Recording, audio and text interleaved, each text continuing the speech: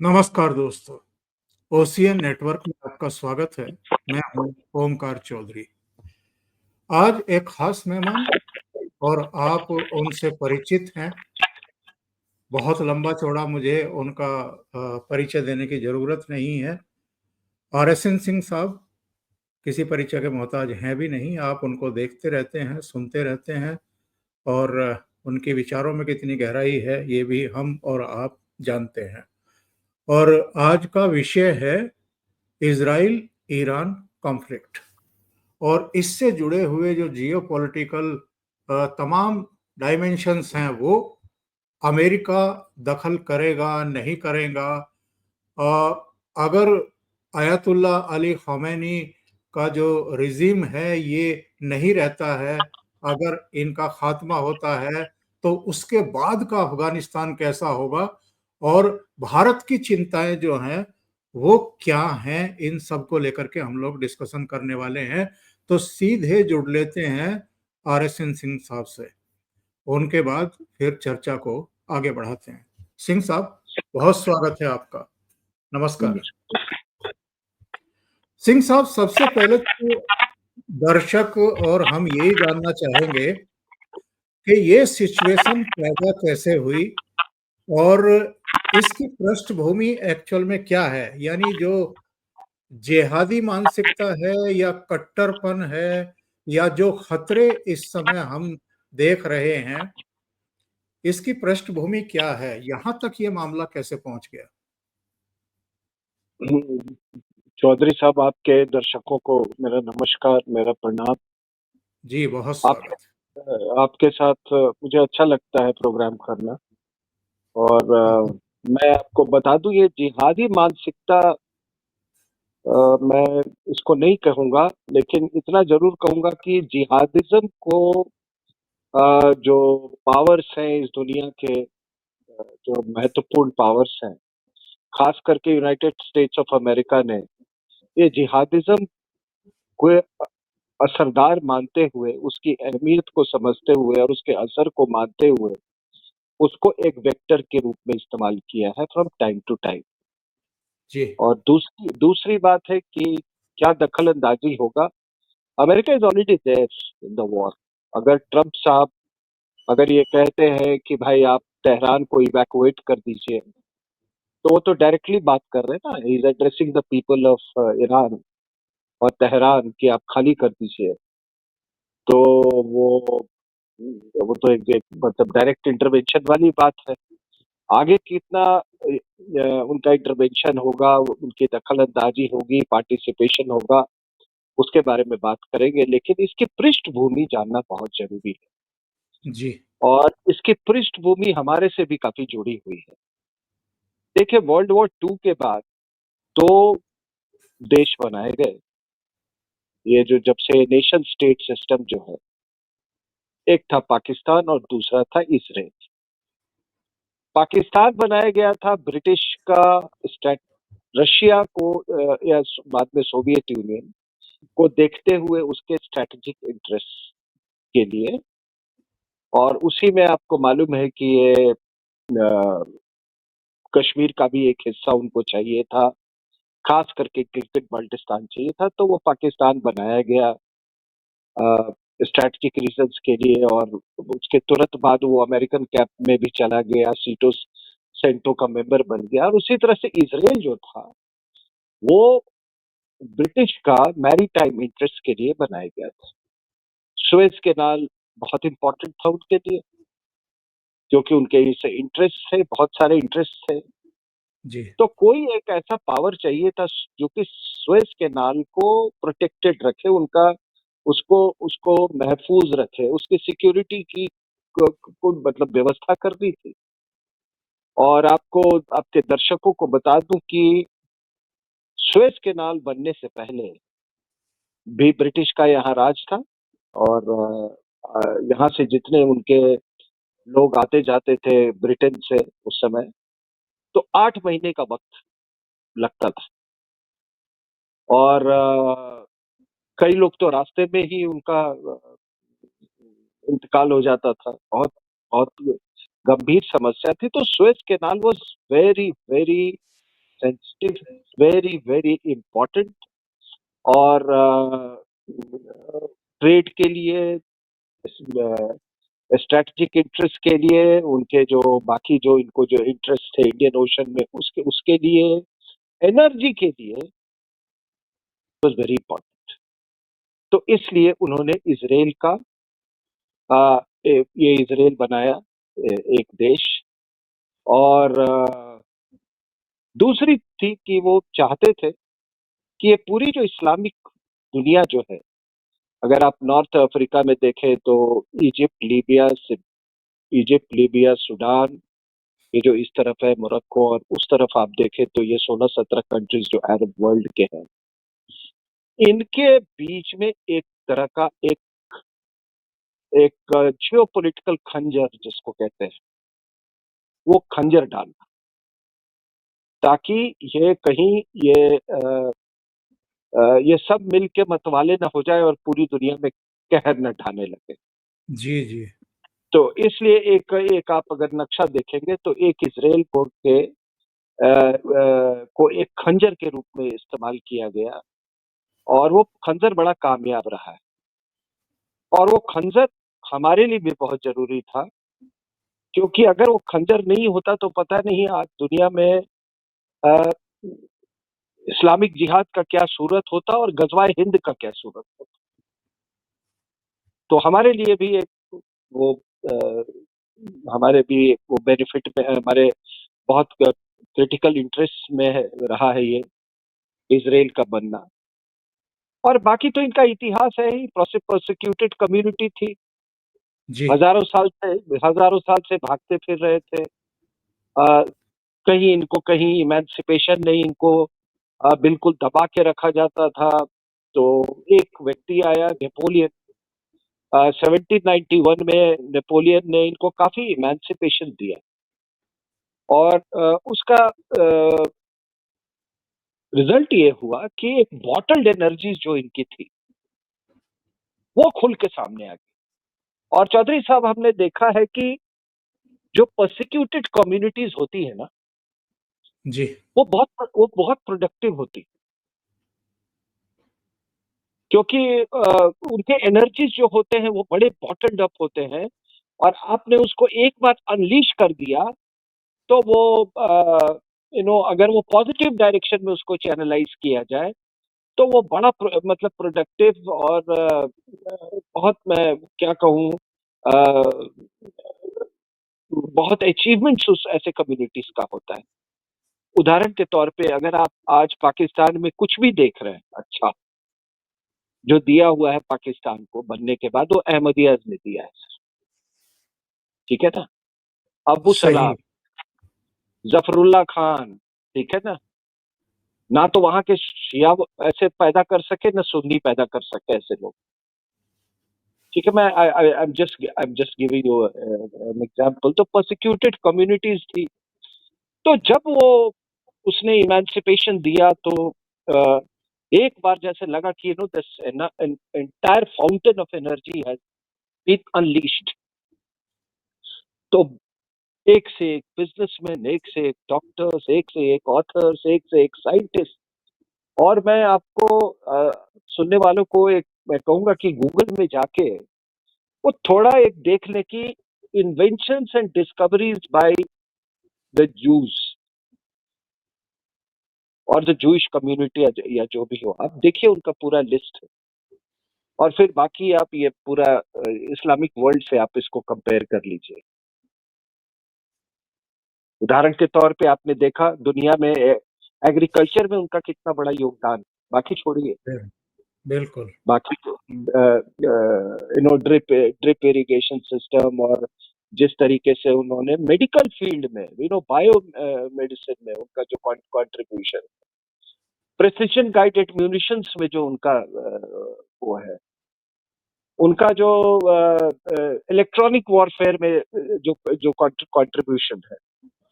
तो कई तरह के मेडिकल साइंस में एक से एक ये उनके म्यूजिशियन हुए हैं। Yehudi Menuhin, for one example I am giving you. तो एक तरह का मतलब वो अनलीश हुआ, और आपको मैं बता दूं कि देखिए परसिक्यूशन तो इस लेवल का था। मेरे पास कुछ फिगर्स हैं।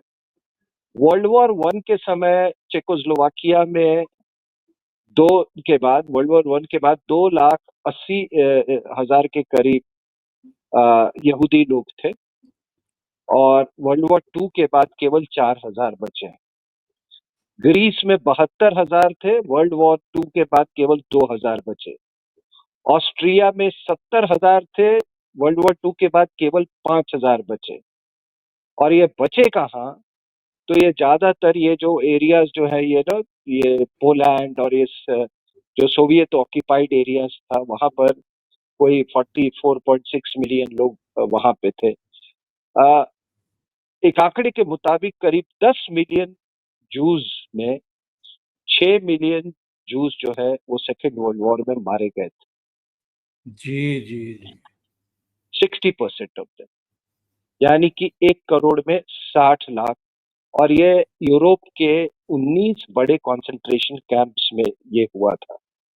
ठीक है सर।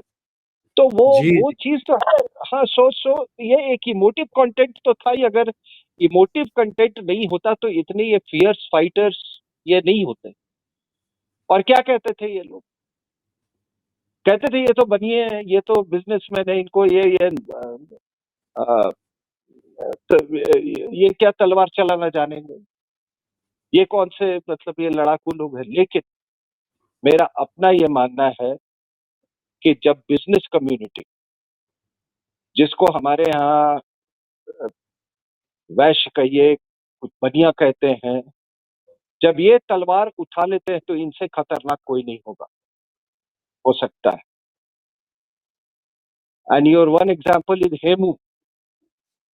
बिल्कुल भारत के इतिहास में अगर आप देखें तो बहुत सारे मतलब लोग बहुत जो योद्धा हुए हैं, उसमें हेमू का नाम स्वर्ण अक्षरों में है। सो हेमू इज वन एग्जाम्पल। तो ऐसे है देखिए सर कि फिर यही मिसकैलकुलेशन अरब्स ने कर लिया था। तो अभी अगर मैंने किताब लिखी थी Asian strategic and military perspective, तो उस समय मेरे पास कुछ आंकड़े थे। तो जी आप देखिए कि इमिग्रेशन जो हुआ 48 से 95 तक इसराइल के आने के बाद, तो कुछ इंपॉर्टेंट कंट्रीज की मैं सबसे ज्यादा इमिग्रेशन हुआ सोवियत यूनियन से 8 लाख।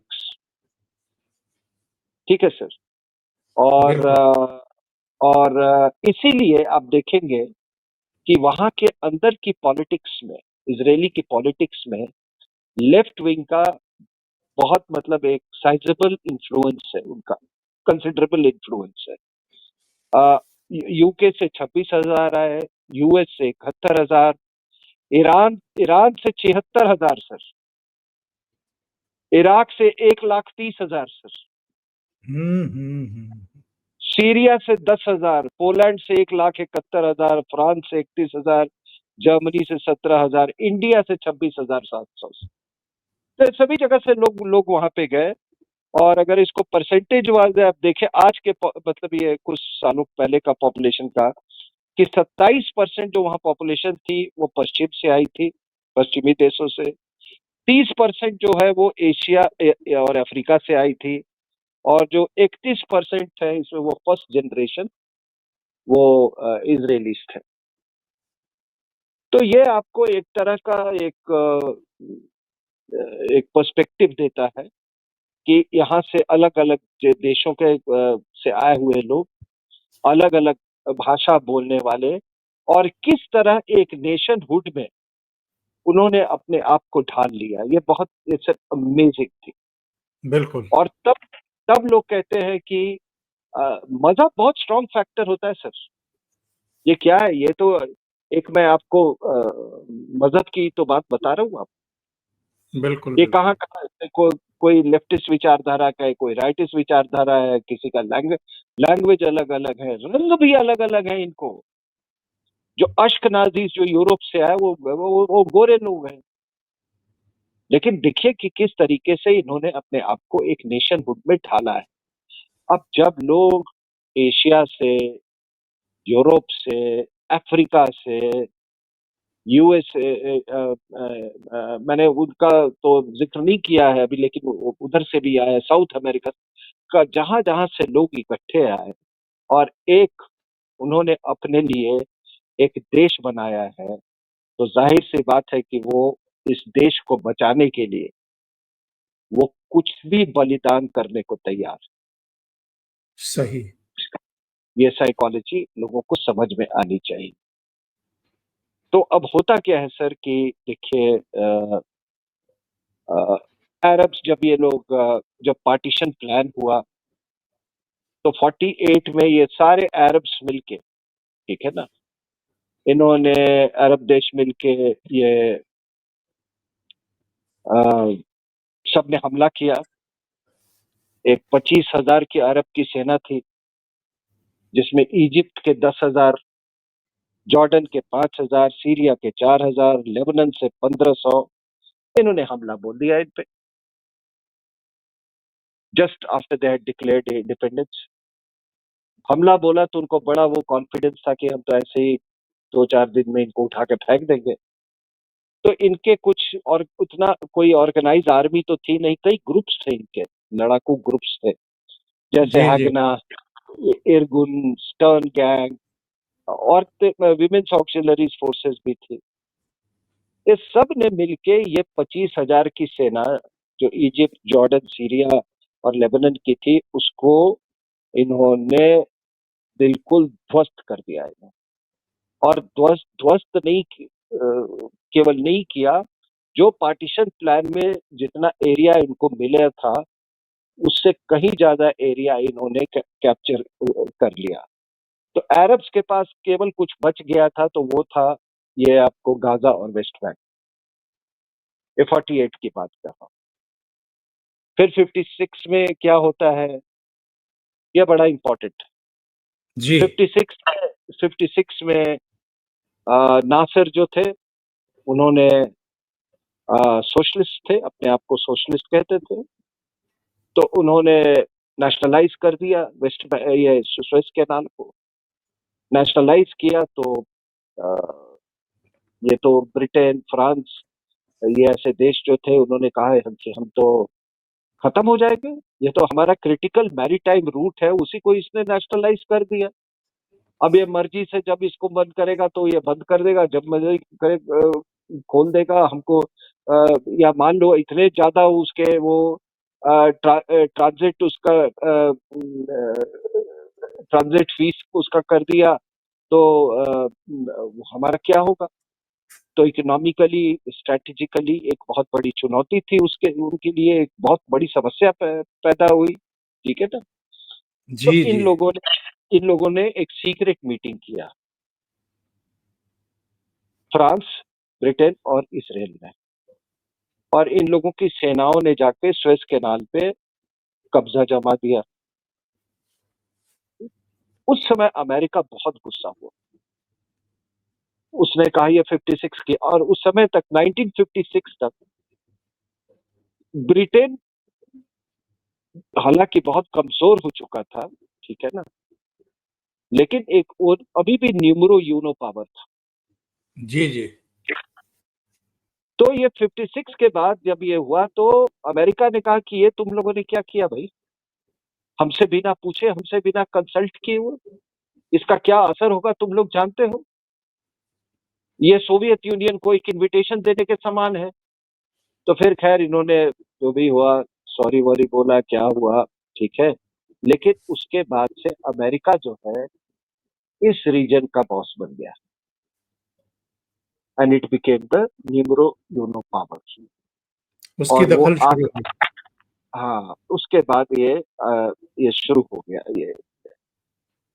तो 1967 में क्या हुआ सर, एक जॉर्डन रिवर जो है वो गोलान हाइट से निकलती है, उसके पानी को थोड़ा डाइवर्ट कर दिया इजरायलीज ने, तो उस पर झगड़ा हुआ। अ, उस पे एक 6 डेज का वॉर हुआ। उस वॉर में जो इजरायली एयरफोर्स थी, इजिप्शियन एयरफोर्स की पूरे जो उनके विमान थे वो ग्राउंड पे ही डिस्ट्रॉय कर दिए। उस 6 डेज वॉर में, और गोलन हाइट्स जो था उस पर कब्जा जमा लिया। तो गोलन हाइट्स आज भी इनके पास है। And at the end of the war what had happened was कि इजिप्ट, सीरिया, जॉर्डन तो मतलब इनको दे वर कॉम्प्रिहेंसिवली इनको हराया, और जो उसका टेरिटरी था वो 48 में जो बढ़ाया था उससे और भी ज्यादा बढ़ गया। जी जी ठीक है। So after every war they kept increasing that territory, लेकिन हमलावर यही लोग होते थे। सही। फिर आया 73 1973 में क्या हुआ सर कि आ, ये सब कंट्रीज ने मिलके इन पर हमला किया। उस सदात, जो अनवर सदात इजिप्ट में आ गए थे, तो उन्होंने कहा कि भाई ये तो इतना सारा एरिया ये कैप्चर कर रखा है, सिनाई भी कैप्चर कर रखा है, ये ये बिना मिलिट्री मींस के तो हम इसको हासिल नहीं कर सकते हैं, रिक्लेम नहीं कर सकते। तो बड़ी तैयारी करके इन्होंने योम कपूर, जो उनका सबसे बड़ा रिलीजियस डे होता है, सबको मालूम है, उस समय उन्होंने उस पर इन्होंने हमला बोला। हमला बहुत बहुत सशक्त था। सरप्राइज और डिसेप्शन फैक्टर बहुत बड़ा था, क्योंकि मैंने बोला एक त्योहार के दिन किया था। तो शुरुआत में तो इजरायलीज को ये लगा कि they didn't know what has hit them. तो बिल्कुल मतलब उनका जो रिएक्शन जो था वो बिल्कुल डिसरे में था। लेकिन जैसे ही 7-8 दिन गुजरे, धीरे धीरे धीरे they got their act together. और उसके बाद जब इन्होंने, मतलब ऐसे लग रहा था कि अब तो मामला खत्म हो गया उनको, लेकिन इसमें मोशे दयान जैसे लोग ये सब इन्होंने फिर वो अपने आप को इकट्ठा किया। फिर जो है एक कोहेरेंस आया इनके रिस्पांस में, और जी ऐसा रिस्पांस रिस्पांस हुआ कि वो दमिश्क तक के 20 किलोमीटर नजदीक तक पहुंच गए। और अमेरिका ने उस समय, यूनाइटेड स्टेट्स ऑफ अमेरिका ने बहुत लिबरली, खुले दिल से, बिना किसी उसके हिचक के बहुत मैसिव वेपन्स और लॉजिस्टिक सप्लाईज किया। और सोवियत यूनियन ने भी किया इजिप्ट को, लेकिन ये हार गए सब 73 के बाद। जी तो हुआ क्या कि ये 48, 48, 56, 67, 73, ये हारने के बाद इन्होंने कहा यार कि अब बहुत हो चुका। मतलब सोवियत्स ने भी कहा, अमेरिकन ने भी कहा, अरब्स ने भी कहा, इजरायलीज ने भी, उनकी भी ऐसे ही कुछ की मंशा थी कि भाई अब बहुत हो चुका, बहुत लड़ लिया। तो इन्होंने तैयार किया, किसी तरह से बैकडोर डिप्लोमेसी हुई, और इन्होंने कहा कि पीस करना है हमको। तो अचानक क्या हुआ कि अनवर सदात जो थे, जिन्होंने पूरा ये यम कपूर वॉर को इनिशिएट किया था, वो अचानक जेरूसलम पहुंच गए। जी और उसके बाद वहां पार्लियामेंट जो नेसेट है उसको एड्रेस किया है। और फिर बाद में हुआ भाई कि एक शांति वार्ता हो। तो ये मूड किया गया कि ठीक है, जिनेवा में हम करेंगे, वहां एकॉर्ड साइन, वहां ये होगा, मीट होगा, और हम वहीं पर ये इसको मेमोरेंडम साइन करेंगे। तो इसराइल ने कहा कि नहीं, हम वहां नहीं करेंगे, क्योंकि वहां पे इनका बड़ा वहां हमारे समर्थन में बहुत कम लोग होंगे। ठीक है। तो इन्होंने कहा कि ठीक है, तो फिर ऐसा करते हैं, वॉशिंगटन के बगल में कैंप डेविड है, वहां पर होगा। तो वहां पे ये सब मिले। उसमें आपके कार्टर, जिमी कार्टर,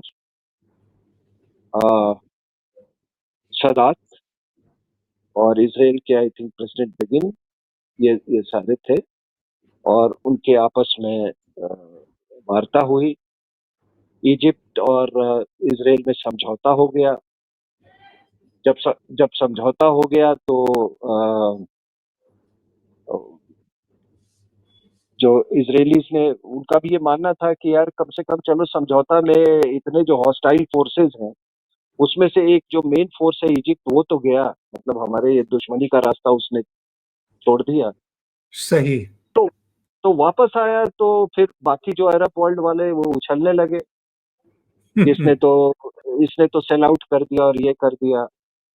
और उसके बाद सदात का असैसिनेशन भी हो गया इसी के कारण। ठीक है ना सर? जी जी। लेकिन अरब्स जो थे 73 के बाद, फिर अमेरिका ने इनको समझाया कि देखो, अब 4 बार तुमने बहुत कोशिश कर ली, हर बार ठुक जाते हो, तुम इनसे लड़ने के काबिल नहीं हो, तुम किसी से भी लड़ने के काबिल नहीं। तो ऐसा करते हैं कि तुम्हारे पास तेल तो हो ही गया है। और इस बीच क्या हो गया था कि इन्होंने कहा कि भाई हमारा इतना पैसा खर्चा हुआ इस लड़ाई में, कैसे रिकवर करें, तो ऑयल प्राइसेस को 4 गुना बढ़ा दिया। अब उस समय कुछ ऐसा, the whole world was shocked, for the first time oil को एज पॉलिटिकल वेपन इस्तेमाल किया गया था। जी तो जी। ऐसा खौफ हो गया था इनका कि लड़ाई के तुरंत बाद जो जो लैंडिंग फैसिलिटीज है वो कोई देने को तैयार नहीं था अमेरिका का, यूरोपियन कंट्री में, except for Portugal. But anyway, उसके बाद अमेरिकन ने बोला कि देखो, तुम अपने आप को डिफेंड नहीं कर सकते हो, तुम्हारा डिफेंस का हम, ये 73 के बाद हुआ है, मैं 78 का तो बता ही दिया हूँ आपको, कैंप डेविड का। तो उन्होंने जी पहले जी। कहा कि तुम नहीं कर सकते तो हम सुरक्षा और रक्षा की व्यवस्था हम करेंगे। ठीक है, तुम तेल बेचो, और तेल बेच के क्या करो, मतलब उसको डॉलर्स में बेचो, और तुम्हारा जो भी होगा उसे उसी डॉलर से हम तुमको हथियार भी सप्लाई करेंगे, तुम अपना सॉवरेन फंड्स भी डालोगे, हमारे बैंकों में पैसा डालो, इन्वेस्ट करो। ये so this is how this term petro dollars, ये मतलब ये आ गया। ठीक है सर? जी जी। तो ये 48 से 73 के बीच तक में ये बिल्कुल एग्जॉस्टेड हो चुके थे ये। तो उसके बाद से क्या होता है सर कि इस वॉर के बाद 78 के बाद जब ये पीस एकॉर्ड हो गया, तो आप देखिए कि पूरे दुनिया में क्या होता है सर। जी जी।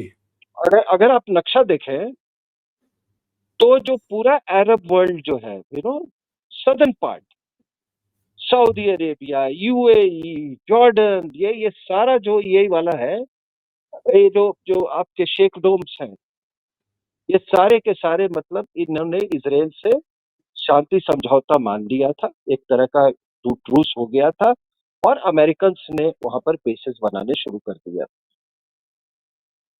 और ये इनके कंट्रोल में आ गया। अब इनके जब कंट्रोल में आ गया, तो सबसे बड़ा ये था इनको कि भाई वियतनाम का बदला कैसे ले, और ये जी। सोवियत यूनियन को हम तोड़े कैसे। तो बोला चलो ये एरिया तो हमारा सदन वाला नियंत्रण में आ गया, तो अब यहां से हमको पेट्रो डॉलर्स देगा सऊदी अरेबिया, मैन पावर देगा ये आपके अफगानिस्तान के लोग और ये पश्तून बेल्ट के लोग। ठीक है, हथियार देगा United states of America, training और लॉजिस्टिक्स और इंटेलिजेंस, और ये देगा आपको पाकिस्तान। तो ये आपको, that war against Soviet union started, ये जो सदर्न हाफ का उसमें बहुत बड़ा रोल था, ये जो शेख डोम्स थे, ये सब कैंप डेविड के बाद हुआ सर। तो एक 19 उसी दौरान क्या होता है, और 10 साल चली वो, ऑलमोस्ट 88 तक वो चला, 88 89 तक। ठीक है, और फिर आपको मालूम है कैसे सोवियत यूनियन कोलैप्स कर गया। लेकिन इस दौरान, ये जो पीरियड मैं आपको बोल रहा हूँ कि ये नदर्न मिडिल ईस्ट में क्या हो रहा था, उसके लिए भी तो कोई इंतजाम करना था ना, बिल्कुल बिल्कुल। यूनाइटेड स्टेट्स ऑफ अमेरिका का। तो उन्होंने कहा कि ऐसा है, इसको ले आओ, अयतुल्ला खोमेनी को। अयतुल्ला खोमेनी जो था, वो फ्रांस में उसको असाइलम दिया गया था सर। फ्रांस में उसको असाइलम दिया गया था। और अभी जो डीक्लासिफाइड डॉक्यूमेंट्स जो आ रहे हैं उससे ये साफ जाहिर होता है कि 1963 से वो सीआईए के कांटेक्ट में था, अयतुल्ला खुमैनी। सब देख के नहीं। यानी जो आग शांत हो रही थी उसको प्रज्वलित करने का काम अमेरिका ने ही किया। हाँ नहीं, ये सुनिए ना सर, क्योंकि इधर तो this part was taken care of ना। Focus was on Soviet Union कि इसको इनको इनको खत्म करना है। तो जो लोअर हाफ था मिडिल ईस्ट का वो तो इनके कंट्रोल में आ गया था। अब इसको इनको कैसे संभाले? ठीक है, जो ये ईरान इराक ये तो वहां पर ऑलरेडी वो शाह के खिलाफ चली रही थी। वो काफी वो पकड़ा हुआ था। ये become unpopular, there is absolutely no doubt about it. और शाह का मैं एक आपको बात बता दूं कि economically they were doing very well. वो ज्यादा एम्फेसिस डालता था प्री इस्लामिक ईरान के ऊपर। कहता था वो बहुत ग्रेट था। वो उसको इन लोगों ने एक्सप्लॉइट किया। ये जो एक असाइलम एग्जाइल में जब था, ये आपके असाइलम में अ, ये जो ईरानियन रेवोल्यूशनरीज थे, ये तो इस्लाम के खिलाफ जा रहा है वगैरह वगैरह, वेस्टर्न कल्चर फॉलो कर रहा है, ये व्हाइट रेवोल्यूशन ला रहा है, ये वो करके तो ये बिकम वेरी अनपॉपुलर। तो Jimmy Carter actually facilitated the return of Ayatollah khomeini to Iran. फरवरी 79 में 2 हफ्ते बाद आफ्टर ये आपका जो शाह जो है वहां से कंट्री को फ्ली कर गया था उसके बाद। तो ये आया वहां पे तो अ, जो जो यूएस में जो मास्टर्स थे, उन्होंने वहां के मिलिट्री को कहा कि भैया देख ले, इसको तंग मत करना, इसके पीछे मत पड़ना, ठीक है ना। तो जी मिलिट्री जो थी वो बिल्कुल इनके अमेरिकन के हाथ में थी उस समय, ठीक है ना। तो लेकिन जो शाह के गार्ड्स जो थे, ठीक है ना, उन्होंने इसको बड़ा मतलब इसको कंटेस्ट किया। और वहां की एयरफोर्स में और शाह के गार्ड्स में, Shah had left the country by then, लेकिन उसके गार्ड्स वहां पे थे, उनके उसमें एक तरह का सिविल वॉर अंदर में शुरू हुआ। तो एक खुमैनी साहब कोई बहुत वेलवेट रेवोल्यूशन के साथ नहीं आए थे, समझे ना। जी जी जी। जी ठीक है, तो वो कंटेस्ट किया गया था उस समय। अब होता क्या है उसके बाद कि ये खुमैनी साहब जो है उसके बाद वो प्रेसिडेंट बन, वो जो प्राइम मिनिस्टर है प्रेसिडेंट बन गया। फिर उसके बाद ये सुप्रीम लीडर हो गए। तो सुप्रीम लीडर बनने के बाद क्या हुआ कि फिर अमेरिकन ने एक ईरान इराक वॉर करवाया, शुरू करवाया ईरान इराक वॉर। और ये वॉर चला 80 से लेके 88 तक। जी जी जी। करीब वही पीरियड जो आपको वॉर इन अफगानिस्तान चल रहा था सर, अगेंस्ट सोवियत यूनियन। सही। तो खुमैनी के पक्ष में क्यों था United states of America, USA क्यों था, या ये वेस्टर्न जो ब्लॉक है वो why was it in favour of? उन्होंने कहा कि देखो यार, ये ठीक है, जिहादी है, फंडामेंटलिस्ट है, रेडिकल है, ये हम संभाल लेंगे, लेकिन कम से कम ये बहुत बढ़िया एंटीडोट है अगेंस्ट द सोवियत यूनियन। और वहां पे आपको मालूम है ईरान में जो जो लेफ्टिस्ट कंपोनेंट था वो भी बहुत मतलब काफी फॉर्मिडेबल था और एक्टिव था।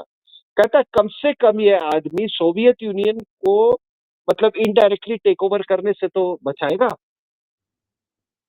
और ये काम उसने किया, इसमें कोई शक की बात नहीं। सही। ठीक है। तो उसके बाद से क्या होता है कि जब ये कहते हैं कि अरे यार ये कहीं ये शायद कहीं ज्यादा पावरफुल ना हो जाए, तो उन्होंने फिर ईरान इराक वॉर शुरू किया। अब ये बड़ा इंटरेस्टिंग है चौधरी साहब जी कि जी जी। ईरान इराक वॉर जब शुरू होता है तो ईरान को हथियार कहाँ से आ रहे थे सर? अमेरिका सप्लाई कर रहा था, चुपके चुपके। किसके थ्रू? इजराइल के थ्रू। ठीक है। Very very interesting. हाँ, ये इजराइल के थ्रू। हम्म। तो उसमें वो फिर इन्होंने, अब इनके मोसाड वसाड के इनके आपस में वो ताल्लुकात होते, तो इजराइल ने बोला यार हम तुमको हथियार तो दे रहे हैं इधर उधर से लाके, हैं, लेकिन ये बताओ हमको यार, वो तुम्हारा वो जो है ना, हमको वो अटैक करना है, ये इराकी जो है खाली न्यूक्लियर प्रोग्राम पर परस्यू कर रहे हैं। तो ईरान ने कहा कोई बात नहीं, हम जानकारी देंगे इसके बारे में, इंटेलिजेंस।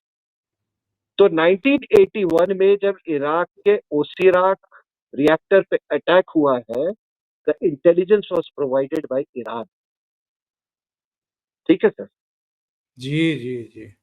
और उधर ईरान को ही नहीं हथियार दे रहा था, इसराइल को भी कई साजो सामान युद्ध के, जो खास करके जो डुअल टेक्नोलॉजी वाले जो ये थे, वो इराक को दे रहा था अमेरिका।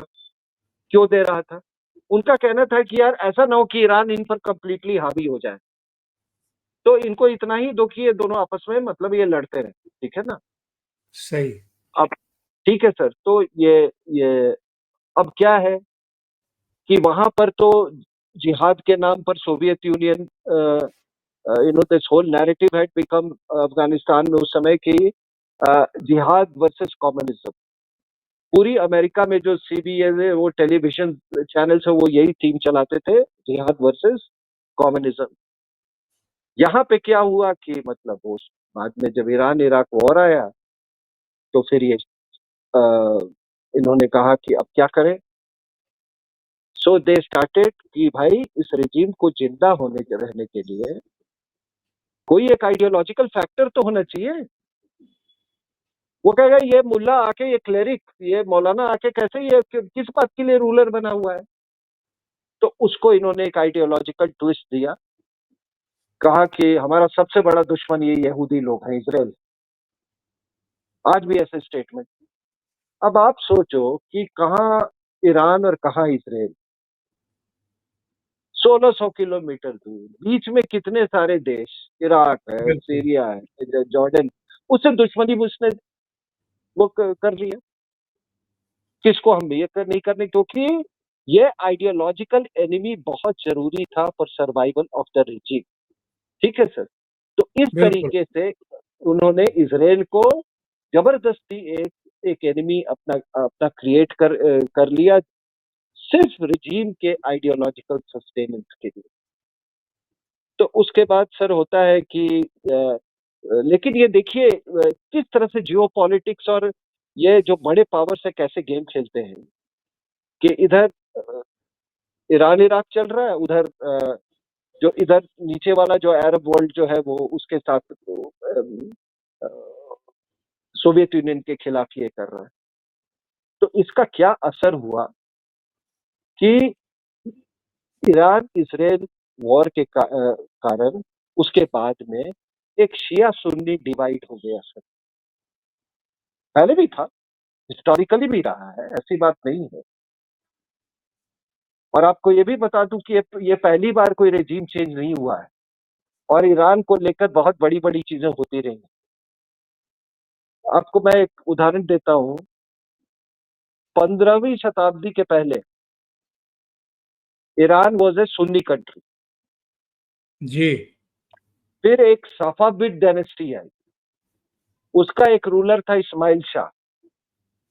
तो उस समय का जो जियो पॉलिटिक्स था, उसने कहा यार मैं सुन्नी कंट्री हूँ, मेरे बाजू मतलब मेरे इस बाजू बाएं बाजू में ये ऑटोमन एम्पायर है, दाहिने बाजू में ये सब तुर्क लोग हैं, सब सुन्नी है, ये तो मेरे को निकल जाएंगे ये लोग, और ऐसे ही परेशान कर रहे हैं। तो how do I survive, how does my regime survive? तो उसने एक ऑर्डर दिया कि कल से पूरा मुल्क जो है वो शिया बन जाएगा। तो कैसे शिया बनेगा? तो उसने कहा पहले सारे मस्जिद तोड़ेंगे सुन्नियों के। सारी मस्जिदें तोड़ दी गई, हाहाकार मचा। फिर जैसे उसने एक हुक्म पास किया कि ये जैसे हम लोग सुबह उठ के नमस्कार, प्रणाम, राम राम, जो भी गुड मॉर्निंग वो बोलते हैं, तो वहां पे कहा कि ये सैल्यूटेशन जो मॉर्निंग का होगा, वो सब सुनियों को गाली देके होगा। इस तरह के फरमान पास किए गए। तो उसके बाद से फिर वो एक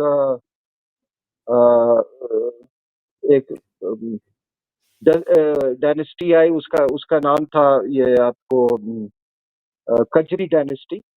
तो Qajari dynasty ruled for 140 years, और जो आज का जो नक्शे पर आप ईरान देखते हो, वो सारा का सारा उनका मतलब एक तरह से बनाया हुआ है, कंसोलिडेट किया। और वहां से जी फिर ये आपको जो जो शाह डायनेस्टी थी, फिर उन्होंने कू किया। फिर उसके बाद ये जो आपको आया था, ये इसके पहले जो शाह जो था, वो भी कू करके आया था। He was a brigadier general in the army, ठीक है ना। तो अमेरिका का आदमी था, तो इसमें ब्रिटिश और अमेरिका दोनों से वो इन्फ्लुएंस था। और फिर ये खुमैनी आए, तो वहां पे रेजीम चेंज कोई बहुत वो नहीं है सर। तो अब होता क्या है सर कि अ, ये न्यूक्लियर वाला कहानी कहाँ से शुरू हुआ? जी जी जी। न्यूक्लियर वाली कहानी शुरू हुई कि अमेरिकन ने कुछ डुअल यूज टेक्नोलॉजीज दिए थे, और कुछ ऐसे युद्ध के सामग्री दी थी। उसमें कहते हैं कि कुछ केमिकल वेपन्स भी सद्दाम हुसैन को दिया। तो जब वो उसका इस्तेमाल हुआ, तो ईरान ने कहा कि इसके जवाब में तो हमको इससे कुछ कोई और ऊपर की चीज बनानी चाहिए। So they embarked on the nuclear program. और उसी समय आपको याद होगा कि ये इस्लामिक बॉम्ब की बात होने लगी। पाकिस्तान में 72 के बाद ही होने लगी थी इस्लामिक बॉम्ब की बात। तो इनका ये कहना था कि नहीं, ये जब बाद में इनका कहना था कि नहीं, ये तो सुन्नी बॉम्ब है, ये तो सऊदीज इसको फंड कर रहे हैं, इसको लिबियंस फंड कर रहे हैं। तो कहता है ये तो उनका बॉम्ब है, हमारा शिया बॉम्ब होना चाहिए। तो वहां से इन्होंने ये शुरू हुआ। तो एक तरह से जो इम्पीटस जो था न्यूक्लियराइजेशन का, chemical weapon, Iran Iraq war, और फिर गल्फ वॉर 1, ठीक है सर, जी जी 1991 में जो हाँ, तो उसमें गल्फ वॉर 1 के बाद आपको मालूम है इराक ने कुवैत पे हमला किया था। और फिर उसके बाद से जो अमेरिकन प्रेजेंस है उस रीजन में और ज्यादा, उसमें भारी इजाफा हुआ। उससे भी ये कहा कि भाई ये लोग आके बैठ गए हैं यहाँ पे, तो और तेजी लाओ इसमें, न्यूक्लियर प्रोग्राम में। और उन्होंने एक चीज देख लिया था कि देखो यार, ये जो नॉर्थ कोरिया है ना, इसका जो रूलर है, इसको इस रेजिम को कोई नहीं हटा सकता, कोई इसको कुछ बोलता नहीं। क्यों? क्योंकि उसने न्यूक्लियर वेपन हासिल कर लिया है, ठीक है ना। तो ये सही। एक कारण था।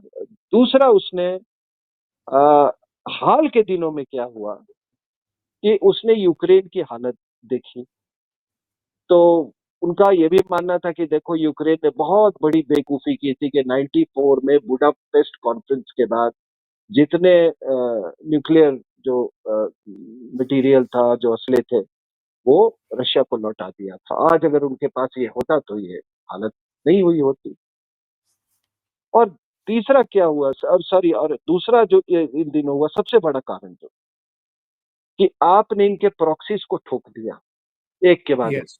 हमास को डिसिमेट कर दिया, हूथी हिजबुल्लाह को को कर खत्म दिया, कर। मिलिशिया को कर दिया। हाँ, सीरिया सीरिया में आपने रेजिम चेंज करवा दिया। सीरिया की तो ये हालत है कि जो जोलानी है अभी, ये अभी अमेरिका के कहने पे सऊदी अरेबिया और कतर ने मिलके उसके कोई $15 मिलियन वर्ल्ड बैंक को वो करता था सीरिया। वो उन्होंने उसका वो पैसा चुकाया है, so it is already in their fold. तो और ये तो इसने कहा कि डेजिग्नेट टेररिस्ट है जो इस समय सीरिया को लीड कर रहा है। जी जी जी जी जी, हाँ।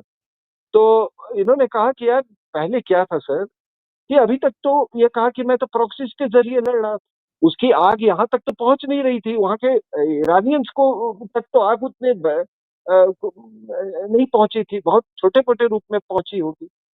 नाउ सडनली ही फील्स कि माय प्रॉक्सीज आर गॉन। और पूरे इस पूरे मिडिल ईस्ट में देयर आर 16 इस्लामिक कंट्रीज, एक इसके सपोर्ट में नहीं आया है खुल के। तो उसने कहा यार एक ही तरीका है, फास्ट ट्रैक कर दो ये न्यूक्लियर वेपन्स प्रोग्राम। तो वो फास्ट ट्रैक करने लगे।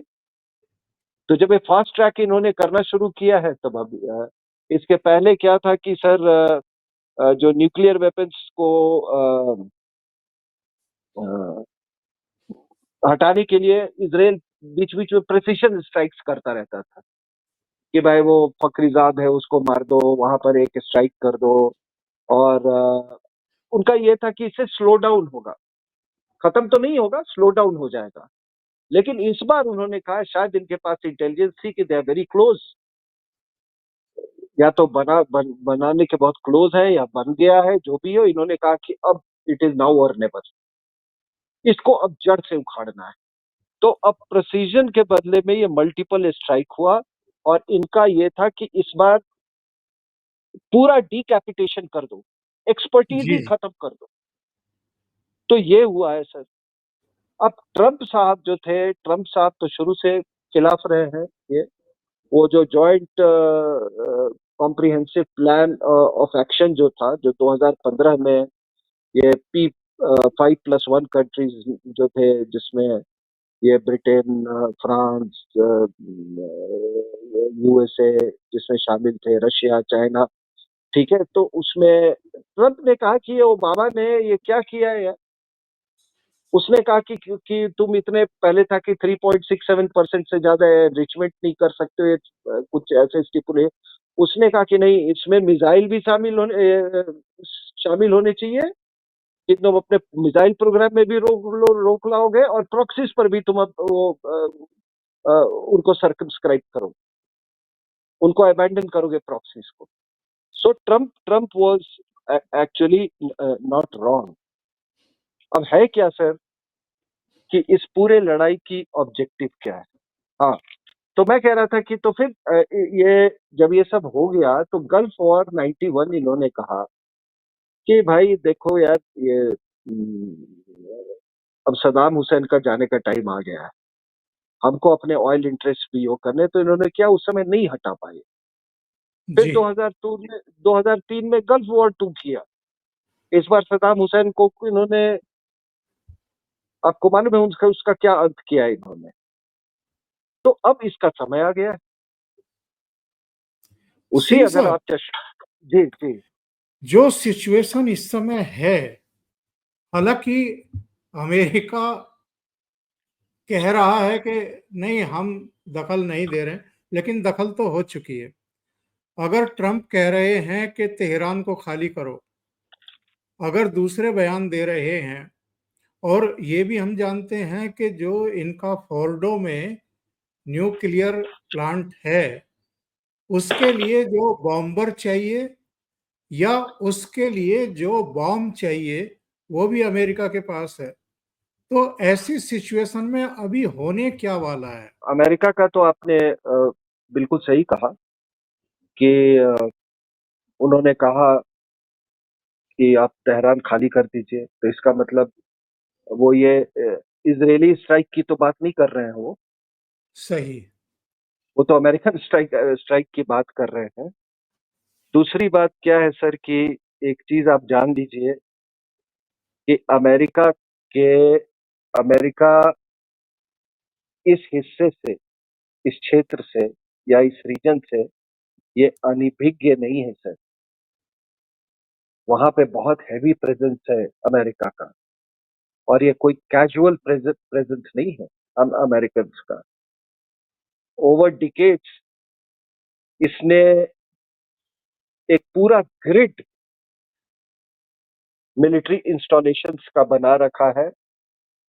19 स्टेशन है, परमानेंट और टेम्पररी, इस रीजन में। इसके 8 बड़े बेसेस हैं सर, बहरेन में, इजिप्ट में, इराक में, जॉर्डन में, कुवैत में, कतार में, सऊदी अरेबिया में, और यूएई में। जी जी।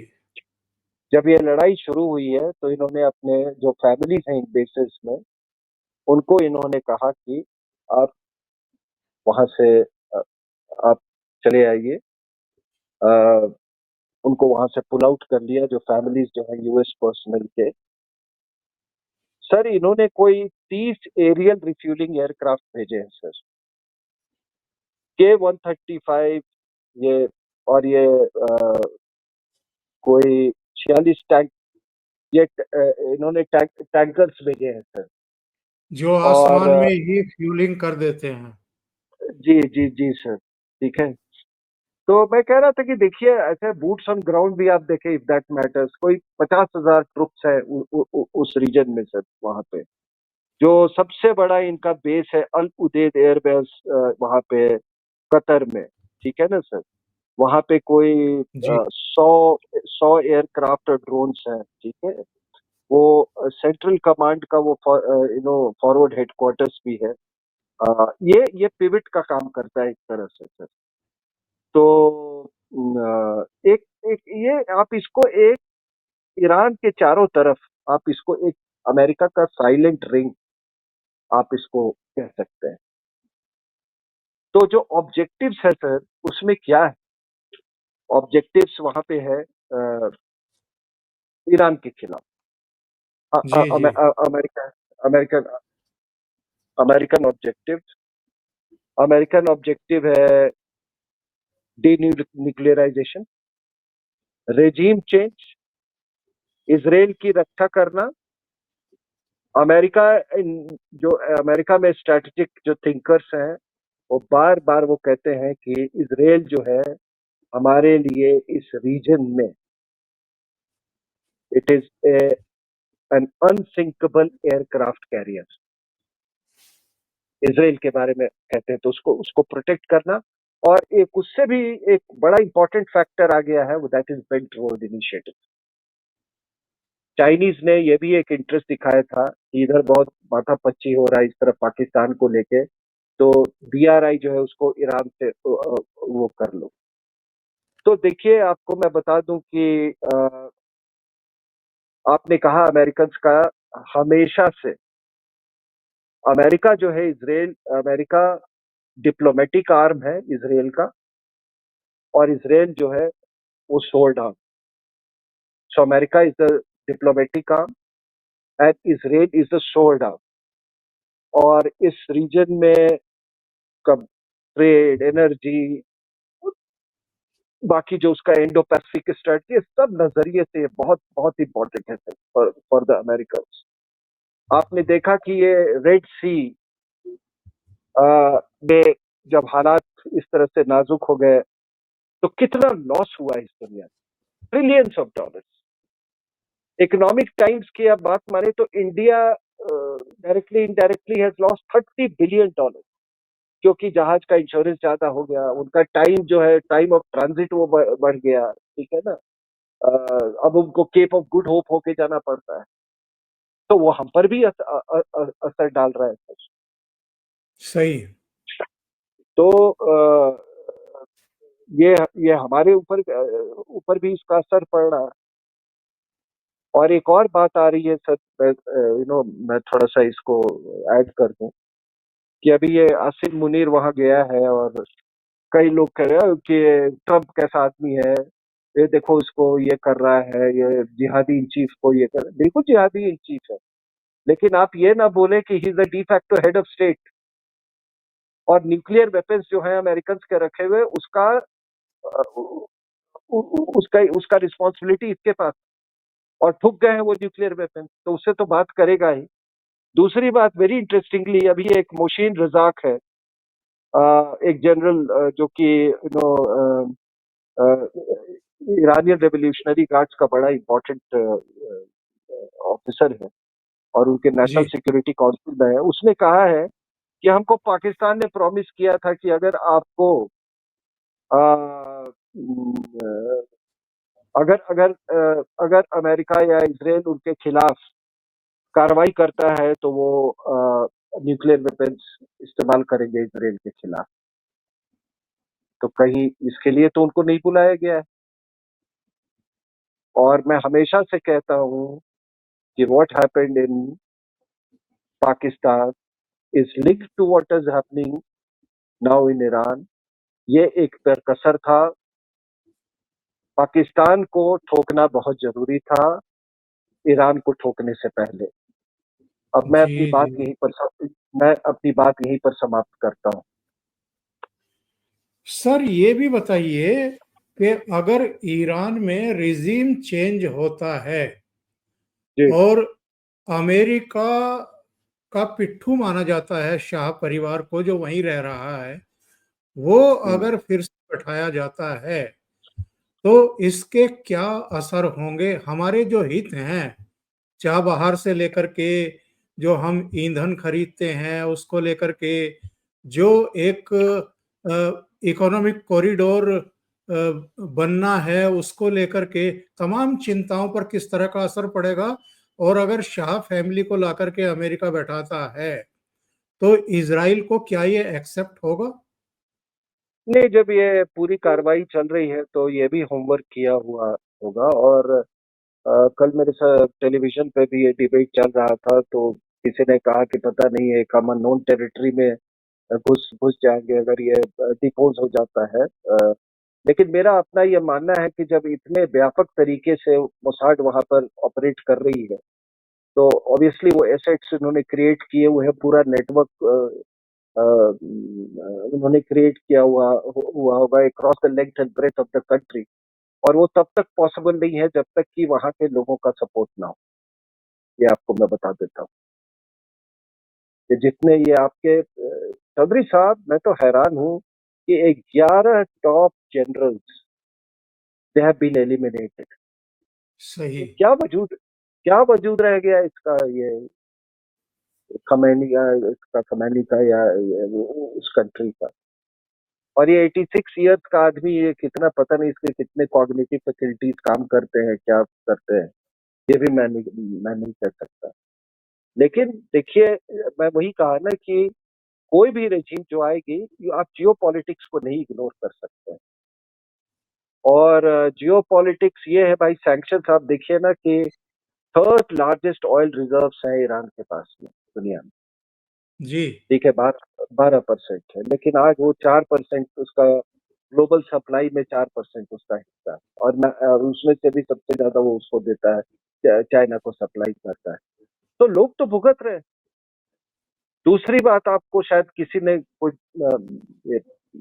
आपको नहीं बताएगा, वो है क्या सर कि अ, ईरान में, मैंने आपको कहा ना, शाह हमेशा used to harp on the Persian civilization।